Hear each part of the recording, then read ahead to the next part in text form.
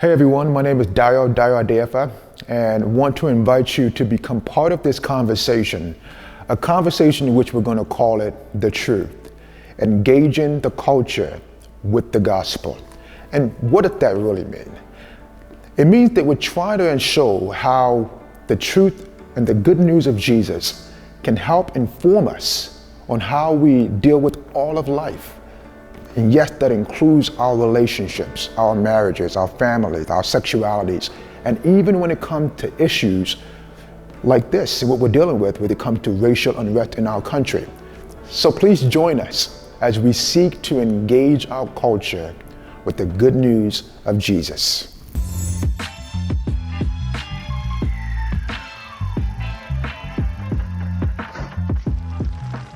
Hey everybody, my name is Dayo Adefa. This afternoon I have the privilege of having my brothers here with me, the brothers and friends who we're going to be having a conversation in light of all that's been going on in our country right now.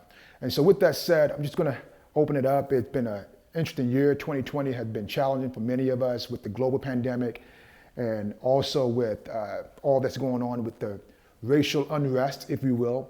And so here we're just going to talk about it, from a perspective of our personal experiences and hopefully eventually speak to how our faith has helped us to deal with some of the issues. Now, as I mentioned earlier, it's been quite a challenging year.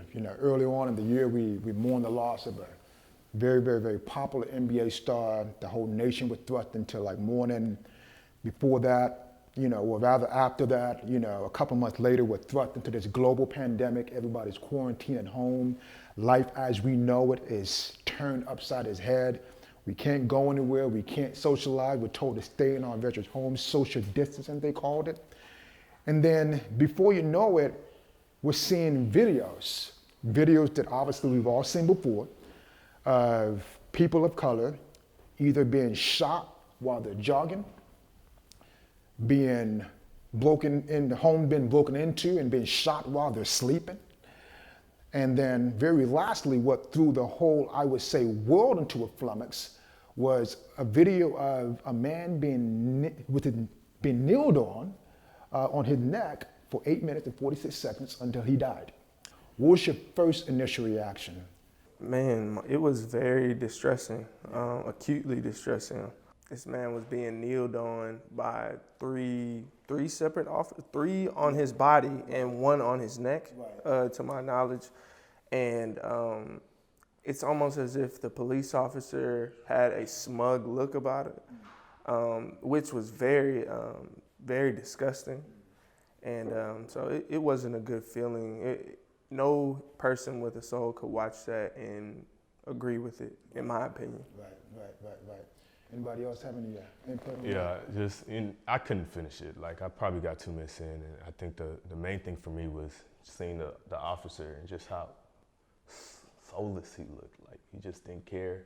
And hearing George, cry for his mom, and so it's tiring. It's to be 100% honest. Initial reaction is just produced a sense of just hopelessness, coming off the back of seeing Ahmaud Arbery and how Breonna Taylor and just so many others before. It's just this is not going to stop. And it's gotten to the point now where, even when being recorded, an officer knows that they're so protected that they can look so unaffected. And somebody saying, I cannot breathe, my body hurts, crying for their dead mom. And yet it was too much for me. I didn't watch it for a while, actually. Because I don't know, I feel a certain type of way about us. I want things to be videotaped so that people are held accountable, but the way that they show stuff online and on TV kind of I don't know, it minimizes how important it is and how and it kind of desensitizes us, I think. But I think to put into words what both of y'all are saying, I watched that Dave Chappelle special that just came out, and he put it in the beautiful words. Those cops all had their hands in their pockets, kind of this is business as usual, Yeah, and that, I don't know, it's difficult. Yeah, for me, I felt like this is frustrating that we have to keep seeing these kind of videos. Another part of me was I'm glad they caught it on video, as disgusting as it was, because another thing I felt I was tired of seeing was How many times have we seen, say for example, when Philando Castile got shot by police, people still try to make excuses as to why he deserved to get shot. Like, oh, maybe he was scared, or maybe the cop was fearful for his life. It's like, okay, there is no way, like you pointed out, anybody could see this particular video and justify it. I'm like, okay, this has to be it, you know? Because I'm just so used to people saying in the commentary, well, maybe if he didn't resist, or maybe if he just behaved a certain way. It's like so many excuses. Like, when would it stop where we can just call it for what it is, irrespective of your race or your political ideology, that this is evil, right? And so for me, it was like, this is awful, but at the same time, I'm like, okay, maybe this video will finally be the one thing that might just prove to the world that despite his lack of resistance, despite his lack of being a threat, as you pointed out, that police officer just had this smug look of, I'm taking you out and there's nothing you can do about it. And that to me was very, very, very troubling. But with that said though, like, has anybody here personally had an experience with a police officer or law enforcement where you felt like, okay, I was apprehended or unfairly treated because of the skin color? Anybody, personally? I grew up in Stafford, so it's like Southwest Houston. And I was leaving a restaurant with a friend. You know, we went with a couple of classmates who was in high school. We got pulled over by a cop. He was driving a little fast, speeding. So, you know, we just expected license registration, okay, yeah, speeding, go on our way. Next thing we know, you know, start asking questions. What you guys been doing tonight? You know, do you guys have any marijuana in the car? You know, pulled us out the car. We just came from a restaurant, normal thing for us. Searches the car. Of course, we didn't have anything. Lets us back in the car, but it's like, what is, like, it didn't smell like weed. There was no other reason outside of, like, we suspect you for some other thing, which in my opinion is because we were black. I've experienced that in Stafford. I don't go to Galveston anymore. You know, a couple of friends went to Galveston last week. I don't go there because I've been pulled over in Galveston and searched too for no reason. So I've had that with cops, but then also just in everyday life. You know, situations where it's very clear that a professor is treating me differently than everybody else. And I'm a very, you know, outspoken person. And I want to make sure, because I don't want to, you know, falsely accuse anybody. So I asked my classmates, hey, you know, do y'all see this? Like, is it just me? And they'll say, we see it. You know, I was the only black person in the class. We see that he treats you differently. Got to the point where I just had to, like, what did I do to you, man? Like, what is the issue? He almost failed me in a class, accused me of plagiarism. I had to go talk to, you know, the dean and stuff like that. It's just like, what is going on here? So I've definitely had multiple experiences. You know, I work in the professional services, so you get a lot of microaggressions every day. It is what it is, but in different ways.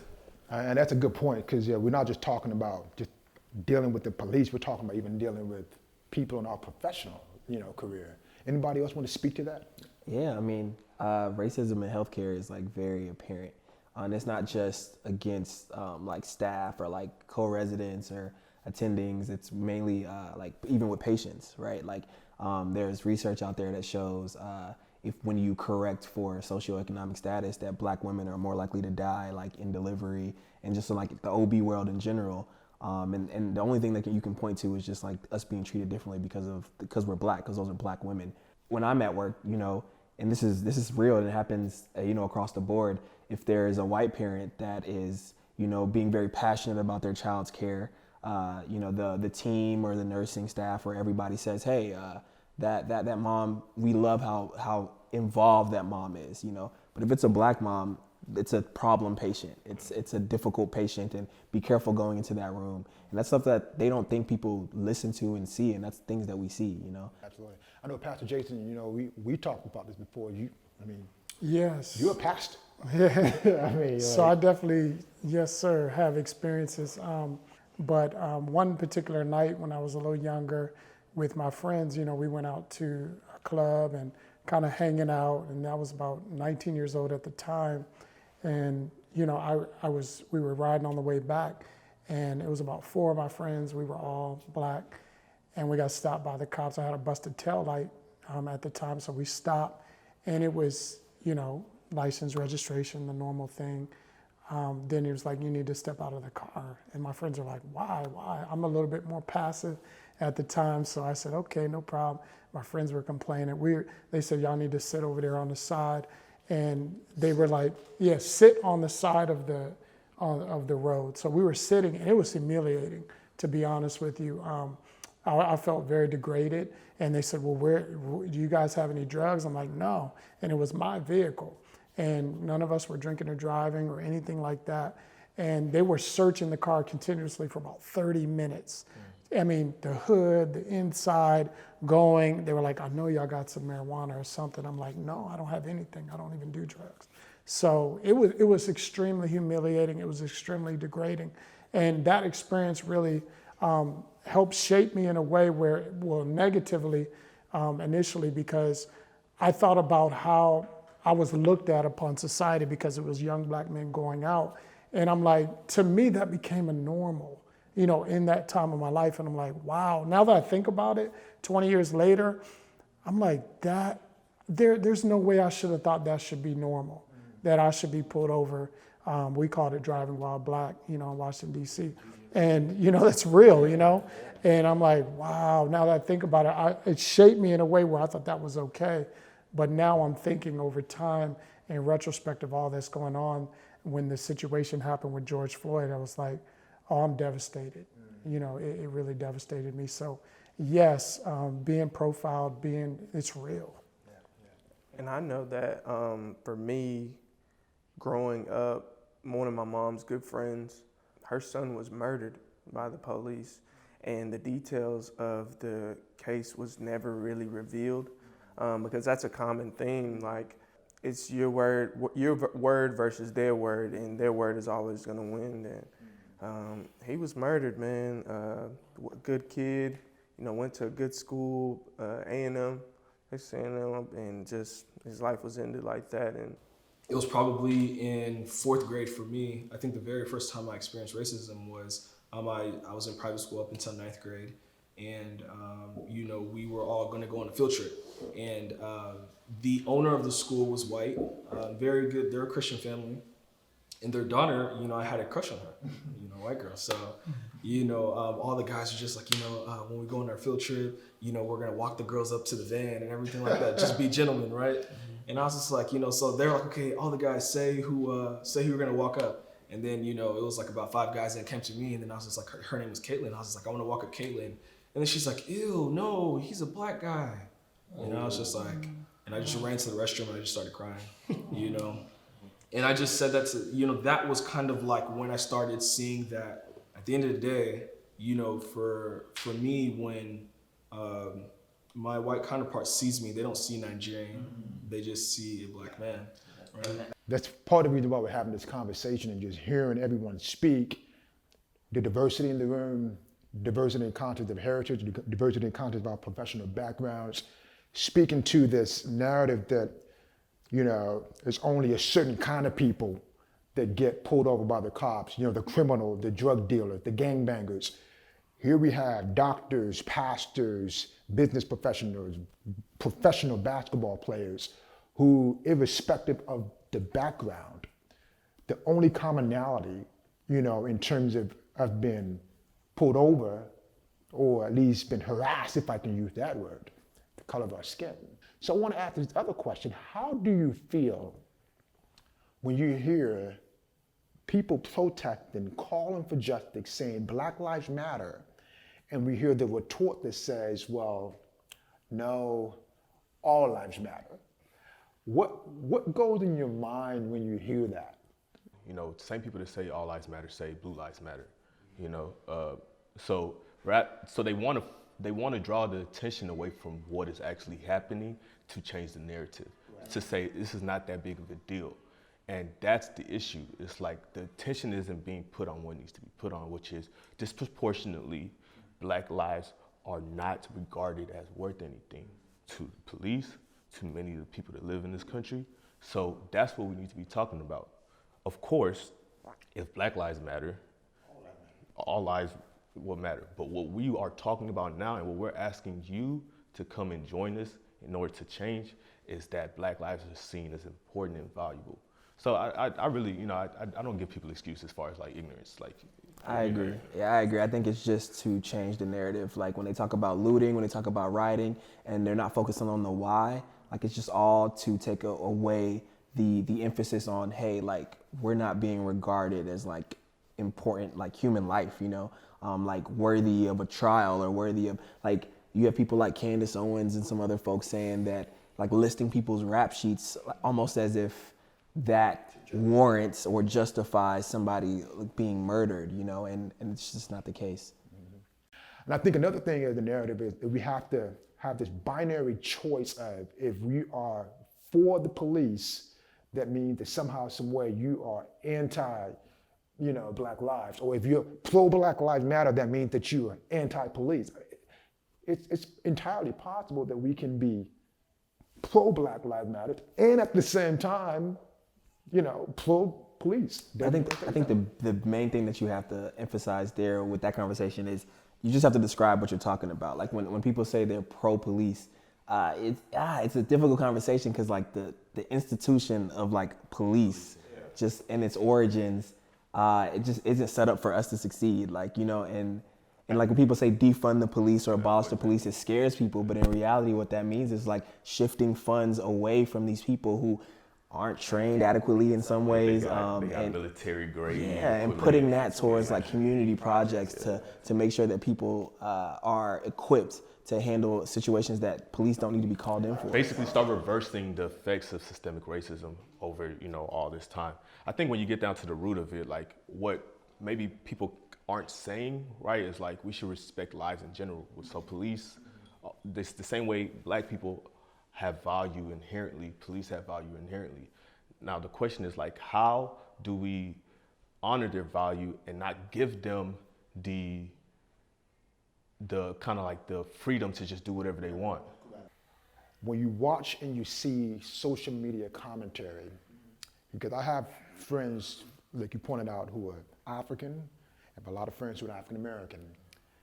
One of the things I'm starting to see that's a trend, that we're seeing that a lot of Africans are not lending their voice and their support to this issue of Black Lives Matter.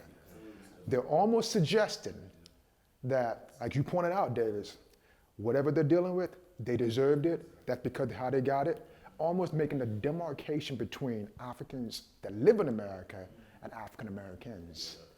And that's troubling, very troubling. And if we're gonna go deep in this, we know there's a lot of tension between the African American community and Africans that live in America. And as you pointed out, there is a sense of superiority that they feel when it comes to dealing with our African American brothers and sisters. And I'm gonna leave it at that. I'm gonna see if anybody wants to chime in on that. Am I wrong in that assessment or not? No, I don't think you're wrong. I just think we all have, in the Nigerian American community, I think we all have like a myriad of experiences. Like most of my Nigerian American friends and cousins and things like that have very similar experiences to you. My parents, when they came to America, they went to Jackson State, like in Mississippi, you know what I'm saying? Especially during that time. So I think at a young age, my dad let me know, like, yeah, you're Black, because they're gonna treat you like you're Black. And you are Black, and you need to understand what the do's and don'ts are. So I think from a very young age, just because of my parents' experiences coming over here and going to like an HBCU in a time where, in Mississippi, I'm sure where crazy things happen now, I'm sure back then. But everything everybody's saying. I'll share something. I had a lot of interesting, great experiences with, I'm African American, but a lot of Africans, and I've been to Africa myself. My uncle married a woman, Ghanaian, so they're from Ghana, and they're just like the most beautiful people. And I have Nigerian friends from Washington, D.C., and so I have interacted with the different cultures. I mean, I always felt they had a unified, kind of a very community-oriented, that's what I was drawn to, and a very communal, but also striving to get the education. So the ones that came to America, they were very educated, like to the fullest. So When you say superior, I could see maybe that a little bit as far as because of the strive, like maybe like, controversially saying you lazy American because you're just sitting here with all the land of opportunities but yet you're not. But see, my mother and father or sister or brother moved me to this country and now I have vast opportunities. I'm taking advantage of education. I'm taking advantage of the business. I'm taking it. And so what I've learned is the communal and then the also understanding the relationships. And so that's something that I've always lacked. Right. I live, I've seen a lot of, split home. I've come from divorce home myself and, it's been very difficult. So there's a lot of factors. My mother was a single mother. And so we lived in the lower income communities. And so being in those situations puts me in a different perspective of being Black, African American with less opportunities, not excuses, but less opportunities and less privilege. So, so the community is what I'm drawn to. So when I was in Uganda last year, I was on an airplane and we were on the way there. It was a very long trip. And I just really heard the Spirit say, I'm going to take you to Africa to make you rich. And I was like, wow. And what I found is rich in community, rich in relationships, rich. And so I got a different perspective. Now, going back to the tension I was talking about earlier between the Africans and the African American population, what I think is unique here, that not only do we have this mix here of people who have different backgrounds and whatnot, we have two Nigerian Americans here who are married to African American women. Can you speak to what that experience has been like in terms of coming from your parents and if there was any cultural challenges with that? And the reason I'm bringing that up, but I'll kind of tie it in a little bit. My mom has always stressed to us that intrinsically you're Nigerian, specifically Igbo, but extrinsically you're Black. Like when people see you, they see Black. They're not gonna stop and say, oh, are you from, Nigeria? Or are you from, no, you're Black, right? So, man, us Black people, us people of color, Black, have to kind of stick together, because the reason why my mom was saying that was because us being Black have a lot of odds stacked against us. Just speaking to that, I always have a lot of conversations with my wife about that, in that, we're going to raise biracial, I guess if you want to say, bicultural, no, not biracial, bicultural, that's a better word, yeah. Kids, in that, that they know that, okay, this is where my dad is from, this is where my mom is from, and this is where I'm from, and that to basically know their worth and their value. Yeah, I mean, I think, so my wife is, her family's Jamaican, and then she was born here in America. So I think our union and just like our courtship and just us talking kind of shows how unified, like culturally, like all of us Black people are, like the diaspora. It wasn't difficult at all getting to know her and her family, because Jamaicans are very similar, to West Africans, and like, the respect that, we pride ourselves in, and respecting each other's cultures. So like that assimilation, like us having a traditional Nigerian wedding, and then an American wedding, it just wasn't difficult. It wasn't really much of a difference or a problem with us getting to know each other's families and like coming together as one, But it's awesome. And the reason why I bring that up is because, one of the things that we're starting to see, and fortunately, at least for both of you, your experience, it hasn't been a challenge, but we know that there have been lots of us who've gone through experiences where you were dating somebody from a different culture and same skin color. But say, for example, one was from Ghana, one was from Jamaica, one was from America, one was from Nigeria. And the or even parents, tribes, right? Even different tribes. Yeah. And the parents flat out said, no, we can't let you marry this person because they're not from your same country or not from your same language or dialect. I know people who they speak the same language and they were still issues because they were in the same state. I mean, it's crazy. So in other words, what are we saying here? That the issues we're talking about when it comes to racism, tribalism,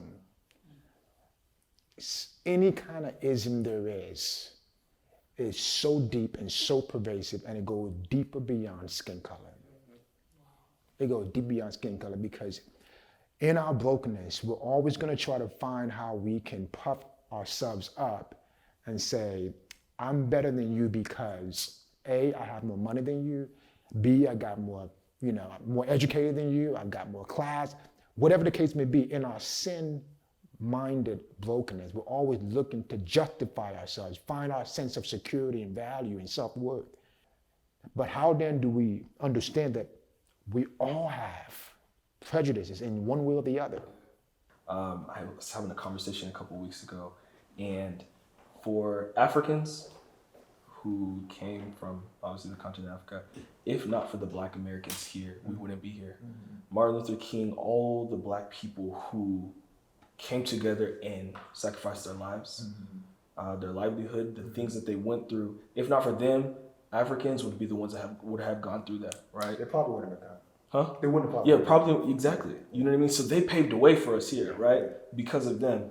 And, that was something that was just really resonated on me for a long time. It's just like, wow, you know what I mean? Like, sincerely, like, because of them, we are able to have a lot of privileges. You know what I mean? To a certain extent. Go ahead. I'm sorry, but that also sits with me as well, because you mentioned that your parents went to Jackson State. A lot of Nigerians back in the Gap went to HBCUs. Why? Because that was the only place that could go. That was the only place that would accept them. They couldn't get into these primarily white institutions. So that's why I just, piggybacking off Davis, for me, it's difficult for my mind to wrap around the whole idea of African superiority. But with that being said, and this is a different conversation, but while the Africans were in those places, there was a level of bullying that came at the hands of African Americans just due to the fact that they had an accent or that they talked differently. And that's true too. And I forgot to mention that a lot of Africans who came to America, they would tell you that some of the biggest bullies they ever had were people from African Americans as well. It's a very common language, a common slang that people that from African booty scratcher. You heard that over and over and over. Just real quick. Yeah. Even white people view certain areas of Europe that you're from better than others. I went to school with a bunch of people who are Irish, and they view themselves better as people from Spain. And Spain, exactly, Italy, and you will always have that divide. You even have it with white people. Like, you have socioeconomic status within white people, trailer park or rich neighborhood. We're never going to get rid of the African or Black American or poor or rich. We're never going to get rid of the Black divide because it's in the white divide. It's in the Hispanic divide. And so I think that's a huge point that you mentioned, because it's a human issue, right? And so that's the reason why we can't afford to try to label, quote, all white people as this.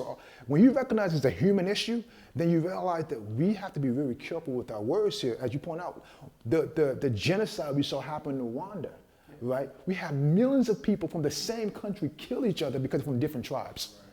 This is a human issue. It's a sin issue that seeks for, when mankind looks to differentiate itself from the other person and say, I'm better than you.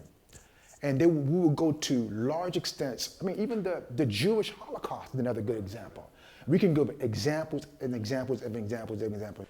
Something that's come out though is that though we deal with these very natural human tendencies to divide ourselves, we can grow. Correct. Somebody mentioned the Holocaust. And, of course, there's still people that still have neo-Nazi worldviews and things like that. But Germany responded to the Holocaust very strongly in a way that America has not, right? In Germany. Right now, there's a global there's a protest in Germany for Black Lives Matter that's bigger than anything we've ever seen. And then when you talk about it's against the law to be anti-Semitic in Germany. I think it should be against the law to be racist in America. That's personal opinion. None of these people are sharing this. This is me.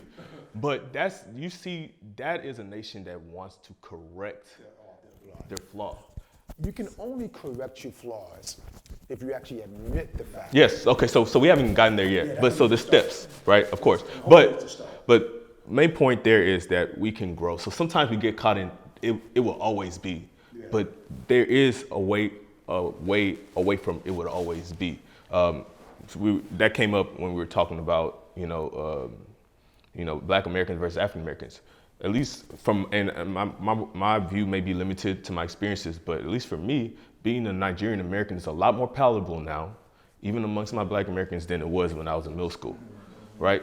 Things have changed, right? So we can get there. I think a lot of it is because we started integrating. They started realizing we're different, but we got more similarities, And Black Panther came out. Yeah, Black Panther. And then we live in an age where more African Americans want to reconnect back to their roots. People are taking so there's a chance that there is hope in that if you're willing to talk to one another, to take responsibility for the things that you like, we can move. So my main thing, I don't want us to feel as if it has to be the way it is. Right, absolutely. We can move forward. I absolutely agree. I think that there's hope, there's progress, and I also feel like as a church who has been given the gift of the gospel's message, we have to lead the way. We are called to be the light, the salt of the earth. And I think the church, as you pointed out, hasn't always done that, right?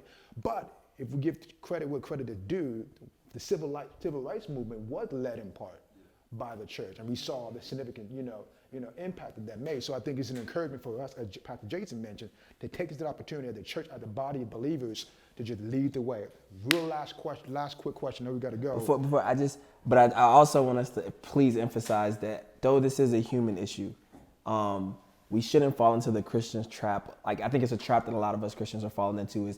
It is a human issue. There are problems that we have within certain cultures, but we can't let that detract from what's going on now. And the thing that's going on now is that like cops are killing Black men and women. Absolutely. Well, here's the thing that it's, if you're a believer, like I pointed out, like what are the practical implications of God made us all in His image? The practical implication of that means that if someone is being gunned down, I don't care who it is, that is somebody that God made. That is somebody that Jesus died for. No, that's not right. If you believe it, that's the practical implication of that. Here's the thing: the people gunning down are the bad apples. They're the minority. What? So But what I'm saying, So what? But I'm pointing the wait, same thing because you got to legislate. What the question is how do we get those other three that didn't stop them to stop them? Because they are the ones that are going to be our allies. But I think you're arguing your own point. Like the fact that those three stood there shows that it's not just bad apples; it's a systemic. No. That's Right? what I'm saying. Yeah. Like we don't want to focus on the bad apples. We need to get allies. I don't think there are bad apples. That's what I'm trying to say. It's a system problem. The guy who kneeled is just as wrong as the three who stood there and watched. And the chief of police, who's also Black, he should be fired. Why does any life matter? So I mean, you brought it multiple times. We all have intrinsic, inherent value because we are created in the image of God. Exactly my point. So what I'm saying, like this is my point is that we can't divorce the fact that as believers, it informs these kind of decisions because all lives matter, because Black life in this context matter. Yes, we have to fix this criminal justice system. Yes, we have to protest. Yes, we have to vote. We have to work it out, like practically. You know what I'm saying? So I'm saying that I agree with your point is there's processes. We can't. What you're saying is let's not be religious about it and just talk about it in the pulpit. No, we got to go on the streets and enact that in laws and identify the issue that there is and fight for that. Thank you guys so much for your patience as we conversated with some of the gentlemen who were here. As you see, there were a diverse group of young men in their 20s to 30s to 40s, who, irrespective of their professional background, we had professional athletes, we had physicians, and we had pastors, had similar experiences when it came to law enforcement. And I bring that up because there's a tendency sometimes in the narrative and the culture to say, well, if he wasn't a criminal, if he wasn't a bad person, if he was just doing what he was told, if he was educated, if he was, whatever the excuse is, that somehow, some way, they wouldn't have had a bad experience. And as we see here, it didn't matter. And I think that that's probably one of the things that we want to bring up and showcase, that Black men disproportionately in this country, unfortunately, have had awful experiences with law enforcement, and that's the reason why we hear these cries for justice. Now, with that said, how then does our faith in Christ help us and inform us on how we deal with these issues? But before we go into all that detail, I wanted to So let's walk it back a little bit. Where did this come from? Now, the Bible tells us that God created all of us in his image, meaning that irrespective of our color or our gender or our race, we're made in the image of God with equal essence, dignity, and value. Now, it so happened that we decided as human beings that we want to turn away from God. And when we turn away from God, that fragmented our relationship with him. And as a result of that fragmentation, we had a fragmentation then with our relationship with each other. Very soon after we see the fall of man in the book of Genesis, we see that fragmentation leading not just to issues and conflict with people in their relationship, but even violence. And so we find that violence came very early on, very shortly after we fragmented our relationship with God. What does that mean? It means that all of us, irrespective of our race, are broken. And since that time, we've always sought to find things, people, education, attainment, our riches, our wealth, to look to bring and give us a sense of security and value and significance over another. And we see it throughout all of Scripture, and we see it throughout all of history. Let me just see if I can read a quick scripture really quickly. If you will, just turn with me to Luke chapter 18. Luke chapter 18, and this is Jesus speaking. In the parable of the Pharisee and the tax collector, he says, then Jesus told this story to some who had this great confidence in their own righteousness, and they scorned everyone else. Two men went to the temple to pray. One was a Pharisee, and the other was a despised tax collector. The Pharisee stood by himself and prayed this prayer: I thank you, God, that I'm not like these other people, cheaters, sinners, adulterers, and I'm certainly not like the tax collector. I fast twice a week, and I give you 1/10 of my income. Don't you find that interesting? I'm not like these other people. Ever since we fell in our relationship with God, we've always sought to buy into this idea of otherism. I am not like that Republican. I am not like that Democrat.